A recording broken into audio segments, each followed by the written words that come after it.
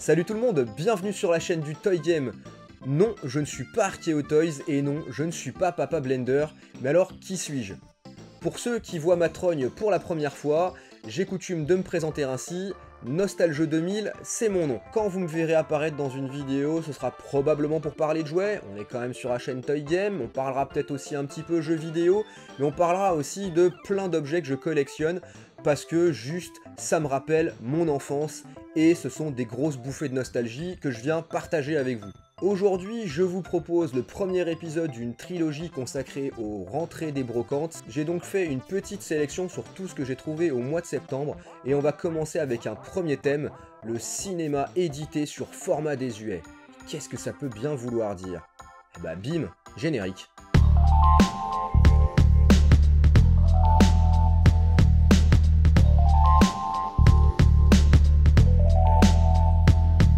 Et donc, qui dit format ringard, dit pas forcément le lecteur pour les lire, mais dit aussi, bah on s'en fout, parce que l'objet est beau et que un jour peut-être je les achèterai. Et on commence avec quoi? Bah on commence avec du laserdisc. Du bon vieux laserdisc, du bon vieux Bruce Willis avec ce piège de cristal. Yippee pauvre con.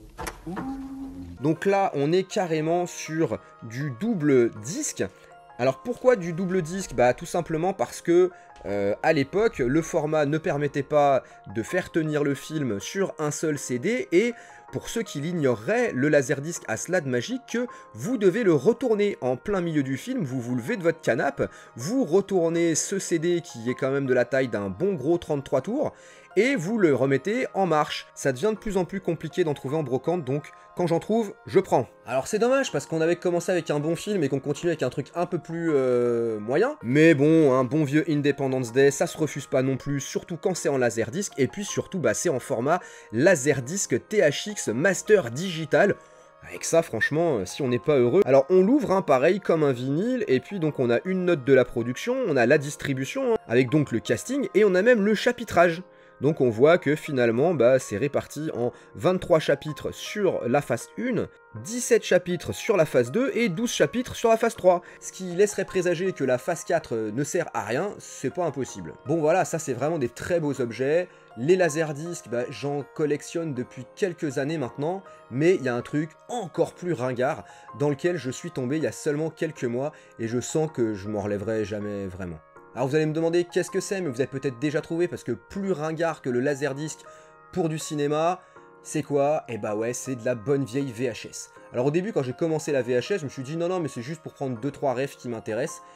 Et puis en fait, bah voilà, au mois de septembre, tout a dérapé, dans les brocs on en trouve extrêmement facilement. Moi, qu'est-ce que je recherche? Eh ben du dessin animé principalement, ou du film culte, bien entendu, et là, vous allez en avoir pour votre argent. Comme de toute façon, cette vidéo est gratuite, vous irez pas porter plainte. Alors on commence avec du Disney, et c'est pareil, les classiques de Disney, j'avais dit non, parce que je les ai déjà en DVD, puis d'ailleurs je veux m'en débarrasser, enfin bref, et je me retrouve avec Basile Détective Privé, mais parce que bah c'est une vieille édition, il est pas si facile que ça à trouver, donc bah, je l'ai pris. Ensuite, un des premiers Disney que j'avais vu à l'époque au cinéma d'ailleurs, Bernard et Bianca au pays des kangourous, qui est en fait Bernard et Bianca 2, le retour. Maintenant ça va chier. Pareil, celle-ci j'ai craqué parce que, bah, d'abord c'est un de mes Disney préférés, mais aussi parce que la jaquette je l'avais jamais vue comme ça, et franchement je la trouve super belle, c'est Taram et le chaudron magique. Celui-ci je l'ai pris parce que il est sorti uniquement en VHS, c'est le petit âne de Bethléem. Alors quand je l'ai vu, j'ai mis la main dessus, je me suis dit ah chouette, et puis j'ai pas fait gaffe, et c'est en rentrant je me suis dit ah mais le design de la jaquette est un peu récent. Bah ouais, en fait c'est la version édition 2000, et j'aimerais bien trouver la version originale. Donc bon bah faute de mieux, pour l'instant je vais conserver celle-ci. Encore du dessin animé classique, mais là on est sur de la compile, je trouve ça très cool. Alors celle-ci je l'ai prise parce qu'il y avait un Superman relativement mal dessiné dessus, et que du coup je me suis dit que ça valait la peine. Il y en a 14, celle-ci c'est le volume 2, et je suis assez cinglé pour essayer d'obtenir la collection complète. Bon là on passe sur du gros classique animé japonais, Dan et Danny.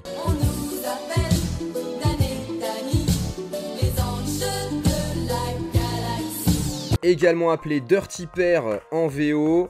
Là, je l'ai pris parce que, bah voilà, il y a tout ce que j'aime dessus, quoi. Un bon vieux logo IDDH, groupe René Huchez. Et puis, derrière, comme vous le voyez, on a les jaquettes du dernier dinosaure, de Papa Longue Jambe, de Bleu l'enfant de la Terre. Tiens, ça doit vous rappeler quelque chose ça, si c'est pas le cas, et ben allez voir la super vidéo de Papa Blender qui parle de ce magnifique, non je déconne, de cette horrible œuvre, mais néanmoins fort énigmatique. Bref, ça fera très cool dans la collecte, en plus c'est le numéro 1, il me reste plus qu'à chercher les autres.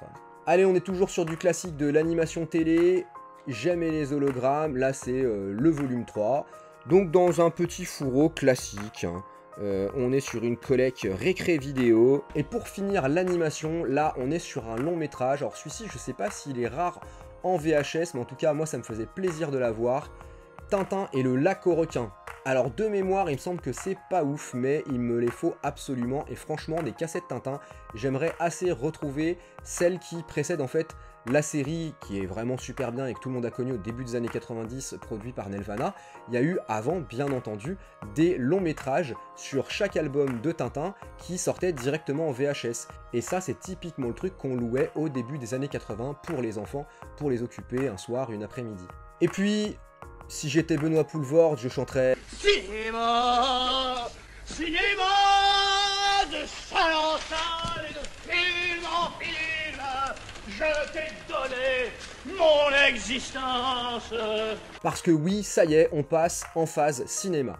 Et on commence avec du Macaulay Culkin, Richard au pays des livres magiques. Alors celui-ci, je l'ai jamais vu, mais justement, je me dis que ça pourrait être cool. À mon avis, ça doit pas être ouf. Je sais qu'il y a des jeux vidéo, hein, The Page Master, qui sont sortis. D'ailleurs, je crois que je l'ai sur Super NES.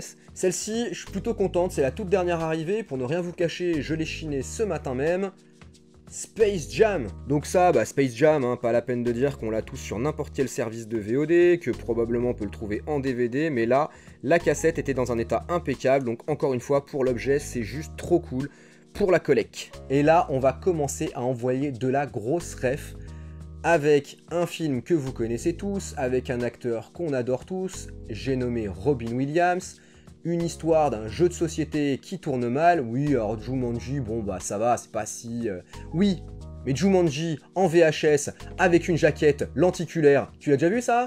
Eh ben moi je l'avais jamais vu, donc du coup c'est trop cool. Alors en plus ce qui est magnifique c'est que c'est même pas une jaquette spécifique, c'est qu'ils ont rajouté une carte par-dessus lenticulaire, ce qui fait que peut-être que je vais l'enlever et que je vais l'afficher.